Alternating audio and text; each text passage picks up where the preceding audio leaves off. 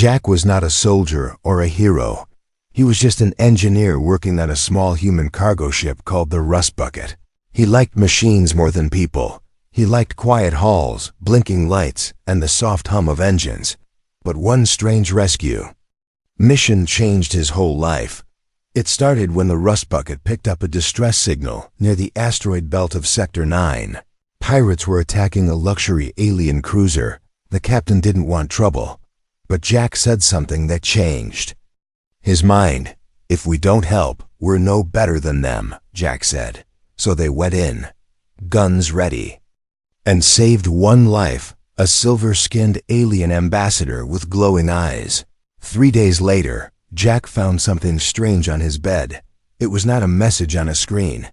It was a physical card, warm to the touch, made of some kind of metal that shimmered. In different colors, when he picked it up, it spoke in a soft musical voice. "You are honored," the card said. "You are chosen to attend the Royal Feast of Veltrax." Jack blinked, confused. Royal Feast? Chosen? Why him? He showed the card to the captain. The captain went pale. "You saved the Queen's bloodline," he said slowly. "That ambassador was her brother." Everyone on the ship cheered for Jack, but Jack didn't feel happy. He felt watched. That night he couldn't sleep. The card still glowed on his table, as if it was waiting. The next morning, a royal shuttle arrived. It looked like a small palace with wings, covered in gold and blue lights. A tall alien stepped out, wearing a long white robe and a mask made of crystal. "I am your escort," he said, without any emotion. "Please come." Jack had no choice. He packed a clean shirt, a data pad, and a small laser tool, just in case. Then he followed the alien into the shuttle. As the ship took off, Jack looked out the window. Stars passed by, planets spun below, and ahead of them was a giant gas planet. With golden rings floating above it was something incredible, a massive palace, suspended in the sky, glowing like a diamond. The alien ship landed on a platform made of glass. Hundreds of alien guards stood still like statues, their eyes glowing softly. They didn't move, didn't blink. It made Jack feel small inside the palace. The air was warm and smelled like strange flowers. Lights danced on the walls, and the floors were soft like clouds. Alien nobles filled the grand hallway, whispering to each other. They wore silk-like robes, gold chains, and feathers that moved without wind. At the end of the hallway stood the Queen of Veltrax. She was taller than any human, with silver-white hair floating behind her. Her skin shimmered like pearl, and her eyes were deep violet. Beside her stood her daughters, 6 of them, all different, all beautiful, and all staring at Jack. He bowed, unsure of what else to do. The Queen raised her hand, and the whispers stopped. "Human," she said, her voice calm but powerful. "You showed courage. You are welcome at our sacred feast." Jack smiled nervously. "Thank you, Your Majesty," he said. One of the daughters leaned closer to her sister and whispered something. They both giggled, but it didn't sound friendly. It sounded ... hungry. Guards led Jack through glowing halls, past pools of blue fire and floating statues. He saw paintings of past feasts, carvings of kings and queens, and something else, images of other humans, always alone, always surrounded by alien women, and always wearing the same expression, confused, surprised, or afraid. Jack felt a cold chill inside. Something was wrong. This wasn't just a party. At last, they reached a round chamber filled with soft music and strange lights. Dozens of guests sat at long tables, covered with shining foods and drinks. But there was one chair, one seat, in the very center, empty and waiting for him. The Queen sat on a high throne above the tables, watching him closely. Her daughter stood beside her. Smiling, Jack sat down slowly, still pretending to be calm. A soft chime rang through the room. The Queen stood and raised her glass. "Tonight," she said, "we honor the human who saved royal blood and has the strength to satisfy our future." Everyone raised their glasses, except Jack. He didn't understand what she meant. Not yet. but the way the daughters were looking at him, the way the guards had locked the doors, the way the floor pulsed like a living creature, it all pointed to one truth.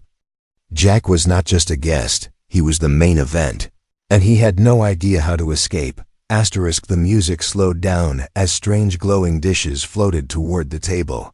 Jack watched in silence, unsure if he should eat anything. No one forced him, but every alien guest kept glancing at him from time to time.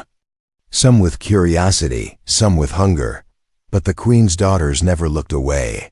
They didn't speak, they didn't blink. They stood beside the queen like statues carved from moonlight. Only their eyes moved, always following Jack, always. Measuring something, one of them stepped forward. Her skin shimmered with a soft golden light. She wore a flowing gown that moved like smoke. Her voice was soft but clear. "Do you find our world pleasing?" she asked. Jack forced a polite smile. "It's very different," he said carefully. The daughter smiled, but it didn't reach her eyes. "That's what makes you interesting," she whispered, then turned away. The food on Jack's plate was untouched. It looked alive, and he wasn't sure if it was safe. He picked up a glass instead. The liquid inside sparkled like stars. It smelled like nothing he'd ever known, sweet, heavy, dangerous. Before he could drink it, another daughter came closer. This one had deep blue skin and sharp silver tattoos across her arms. She didn't speak. She simply leaned in and touched his neck with her fingertips, then smiled as if she liked what she felt. Jack pulled back, confused. She just walked away without a word. Something was wrong. This didn't feel like a celebration. It felt like an inspection, like he was being tested. A low voice echoed in his ear. "Be calm, human. It will all be over soon." Jack turned quickly, but no one was there.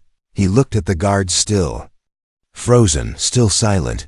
He looked up at the queen. She was watching him, but now she was smiling too. The lights dimmed, and soft bells rang in the air. All the guests stood up, placing their hands over their hearts. Jack copied them, unsure why. The queen stepped forward from her throne and walked down the crystal stairs. Each of her daughters followed her, step by step. Their feet made no sound. She stopped right in front of Jack. Her voice was low and powerful. "You have been brought here not just for thanks," she said. "You were chosen." Jack's heart beat faster. "Chosen for what?" he asked. The queen raised her hand. "To become part of the bloodline," she said. "To give strength to the future of Veltrax." Jack stood up, chair scraping back. "I think there's been a mistake," he said, trying to stay calm. The queen tilted her head. "There are no mistakes here." One of the daughters came close again. This time, her hand slid down his arm. "You are warm," she said with wonder. "Stronger than the last one." Another whispered from the side. Jack stepped back slowly. His eyes searched for an exit. There were no windows, no open doors. Only guards, statues, and alien nobles watching quietly. He felt like a small animal surrounded by hunters. "Trapped. You will rest now," the queen said. "Tomorrow, the daughters will begin the bonding." Jack didn't know what bonding meant, but from the way her voice sounded, it wasn't good. Two guards stepped forward silently, gesturing for him to follow. He walked with them through long glass halls filled with golden lights and moving shadows. They stopped at a silver door that opened like a flower. Inside was a soft bed, floating candles, and a scent in the air that made his thoughts cloudy. He didn't want to sleep. He wanted to run. He wanted answers. But when the door closed behind him, he realized something terrifying. There were no locks. Because he was not expected to escape. He wasn't a prisoner. He was a gift. And tomorrow, someone was going to claim him. Jack didn't sleep that night. He lay on the soft bed, staring at the moving lights on the ceiling. The scent in the air was thick, sweet, and strange. He felt like he was being slowly pulled into a dream. But he fought it. He sat up and looked. Around the room, everything was smooth and glowing, with no sharp edges, no wires, no control panels. Even the walls seemed alive, softly breathing. He touched one wall, and it felt warm, like skin. It moved slightly under his fingers. He whispered, "What is this place?" No one answered, but the light dimmed as if it heard him. A soft hum came from the ceiling, and then the door opened without warning. No guards, no voices, just one of the queen's daughters. She walked in slowly, her dress flowing like water. Behind her, her eyes were glowing brighter than before. She didn't speak. She walked straight to him and touched his chest. "You are awake," she said softly. "You did not take the sleep mist." Jack stepped back. "I'm not here for whatever this is," he said. "You are here because you are strong," she replied. "Our kind does not bond with the weak." He narrowed his eyes. "What do you mean by bond?" She tilted her head, as if confused by the question. "It means becoming one," she said. "Mind, body, and future." Jack shook his head. "No," he said. "I didn't agree to this." She didn't get angry. Instead, she smiled as if he was amusing. "You will," she whispered, then turned and left the room. The door closed behind her. But this time, it didn't lock. Jack moved quickly, testing the edges of the frame. He found a small gap in the side, barely big enough for a tool. He pulled his small laser cutter from his boot, something the guards had missed. He worked fast and quiet. The laser hummed as it cut through the living metal of the wall. The scent grew stronger, and the light changed color, turning red. Something was watching him. He didn't know how, but he felt it, like the palace itself knew he was trying to escape. He kept going, sweating, hands shaking. Then the panel snapped open, and behind it was a narrow tunnel, dark and warm. Without thinking, Jack crawled in, pulling the panel shut behind him. The tunnel was alive, just like the walls. It pulsed and breathed, and the floor was wet and soft. It felt like crawling through the body of a giant beast. But Jack didn't stop. He crawled for what felt like hours, turning left, then right. He had no idea where he was going, until he saw a small light ahead. He moved faster, then froze. Someone was already there, another human, sitting against the wall, pale and thin. His eyes opened slowly as Jack approached. "You're new," the man said weakly. Jack nodded. "I need to get out of here," he whispered. The man laughed, but it was dry and broken. "There is no way out," he said, "only deeper in." Jack grabbed his shoulder. "How long have you been here?" The man didn't answer. Instead, he pointed to a strange mark on his arm, a glowing blue pattern, shaped like a spiral. "They bond with us," he said. "They use us, and when we're no longer useful, we disappear." Jack stepped back, heart pounding. This wasn't just about being chosen. It was something darker, something older. He had walked into a trap dressed like a dream.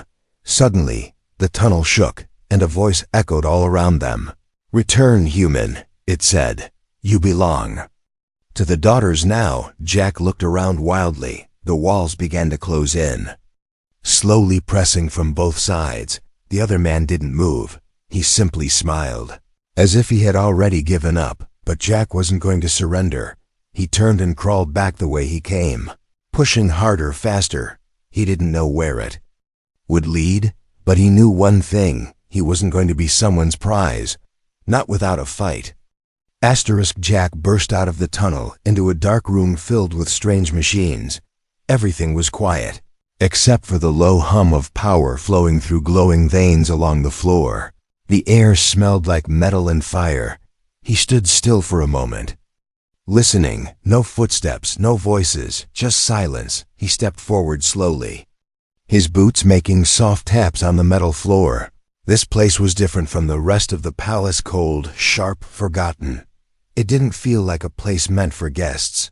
It felt like a secret. Screens flickered to life as he passed them. Strange symbols ran across the displays, followed by pictures of humans, real humans.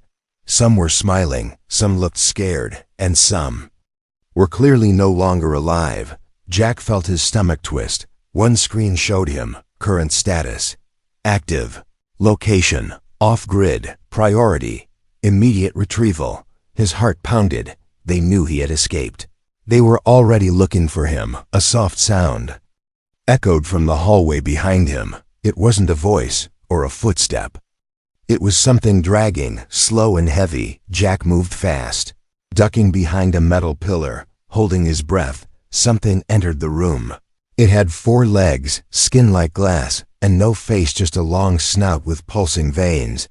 Its body was covered in glowing symbols, the same ones from the screens. It sniffed the air, slowly moving closer to where Jack was hiding. Jack didn't move.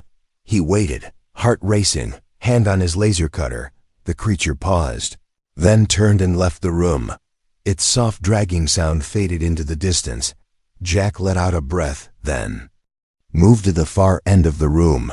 There was a door, half open and flickering with blue sparks. He slipped through it, and into a narrow stairwell that went down into darkness. He didn't know where it led, but anything was better than being caught. The stairs seemed endless. At the bottom, he found something unexpected, an old storage chamber filled with rusted crates. Most were broken or empty, but one caught his eye. It had human letters scratched into the side. USS Valiant Mia, 89 years. Jack froze. That was an old Earth exploration ship, missing for nearly a century. How did it end up here? He opened the crate and found tools, data chips, and a half-charged energy rifle. Jack grabbed everything he could carry. He also found a worn journal, pages filled with shaky handwriting. "They took us one by one," the writer had written. "The daughters feed on memory, on dreams. They don't want love, they want power. And humans give them something their own kind cannot, will."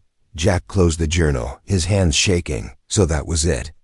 That's why he was chosen, not for beauty, not for blood, but because humans fight, even when broken, even when lost. He loaded the rifle and stepped back into the stairwell. He knew now this palace was not just a home for royals. It was a machine, a living trap, and he was inside its heart. Above him, the walls trembled. They were coming, not just the daughters, but the queen's servants, the machines, the watchers. Jack didn't care anymore. He wasn't going to run. He was going to burn his way out. He whispered to himself, "You should have picked someone else." Then he climbed the stairs, rifle in hand, ready to bring the storm. Jack moved quietly through twisting corridors that seemed alive with whispers. The walls pulsed faintly beneath his fingers, as if the palace itself was breathing. He kept the energy rifle ready, eyes sharp for any sign of danger. Every shadow felt like it held a secret, every corner like a trap. Suddenly, he heard soft voices, whispers, in a language he did not know. He followed them and came to a wide chamber filled with glowing symbols floating in the air. There, standing together, were the queen's daughters, their faces serious and focused. But beside them stood someone unexpected, an older alien man. His skin marked with scars and wisdom. He was not like the others. He carried the air of a rebel. Jack hid in the shadows, watching. The man spoke quietly. "The human is different, stronger than we feared." One daughter's eyes flashed with anger. "He must not escape, father," she said. "His blood is sacred, but his spirit, it burns." The man nodded slowly. He could change everything. Jack realized then, this man was the queen's brother, the same ambassador they had rescued. But he was not here by choice. He was a prisoner and a rebel. Jack stepped forward, startling the group. "Why are you helping me?" he asked the man. The ambassador's eyes softened. "Because you remind me of Earth's greatest strength, hope." He handed Jack a small device. "This can disrupt the palace's control over the daughters." Jack took the device and felt a surge of hope. Maybe he could turn the tide. Maybe he wasn't alone. But before he could ask more, alarms blared through the halls. The daughters turned toward him with deadly smiles. "You have no time," the rebel said. "Use it wisely." Jack ran as the daughters gave chase. The palace seemed to shift and change, closing paths and opening new ones. He could hear their footsteps, soft but relentless. He pressed the device to his chest, feeling it pulse with energy. At last, he reached a door covered in glowing runes. He pushed it open and found a vast chamber filled with ancient machines. In the center was a giant crystal, glowing with a strange light. Jack knew this was the palace's heart. He placed the device near the crystal and activated it. The palace trembled violently. The glowing walls flickered and the daughters screamed in rage. The power that bound them began to weaken. Jack felt a strange connection to the crystal. Images flooded his mind, memories of the palace, the daughters, and their true purpose. He saw that the queen used the crystal to keep her daughters alive. They fed on the life force of those they captured, and the palace itself was a living organism, feeding and growing stronger with every victim. Jack knew the only way to stop this was to destroy the crystal. But doing so would awaken the queen, and the last battle was still to come. He took a deep breath and prepared himself. The fate of many worlds rested in his hands. The palace shook violently as Jack stood before the glowing crystal. Its light flickered wildly, casting strange shadows across the room. He could hear the queen's voice in his mind, a low, cold warning. "You cannot destroy what gives us life," she whispered. Jack clenched his fists. He knew what he had to do. He pressed the device harder against the crystal. Electric sparks flew, and the ground trembled beneath his feet. Suddenly, the daughters appeared, surrounding him like shadows. Their eyes burned with fury, and their voices joined in a haunting chant. Jack's heart raced, but he did not falter. He raised the energy rifle and fired. The beam struck the daughters, but they barely flinched.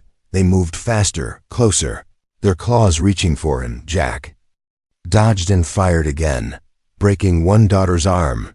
She screamed and vanished into mist, but three more took her place. He was running out of time and ammo. Then the rebel ambassador shouted from the doorway, "Jack, use the device now. It will disrupt their bond." Jack nodded and activated the device. A pulse of energy burst forth. The daughters screamed as their glowing marks faded. Their power weakened, and they stumbled back, seizing the moment.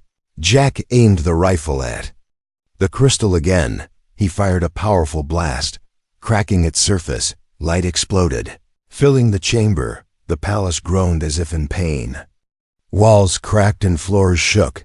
But then the queen appeared, towering and terrible. Her silver hair flowed like liquid metal. Her eyes shone like stars. She moved with terrible grace toward Jack.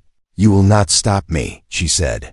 "Without me, this world will die." Jack stood firm. "I don't care if your world dies," he said. "I'm fighting for mine." The queen's daughters recovered and rushed to her side. Jack knew this was the final battle. With the rebels' help, he fought fiercely. Each moment was a struggle between hope and despair. At last, Jack found an opening. He fired one last shot at the crystal. It shattered, a bright light swallowed the room. When the light faded, the palace was silent. The daughters lay unconscious, their power gone. The queen's form was no longer there. Only a faint echo of her voice remained. Jack collapsed, exhausted but alive. The rebel came to his side. "You did it," he said softly. "But the cost will be heavy."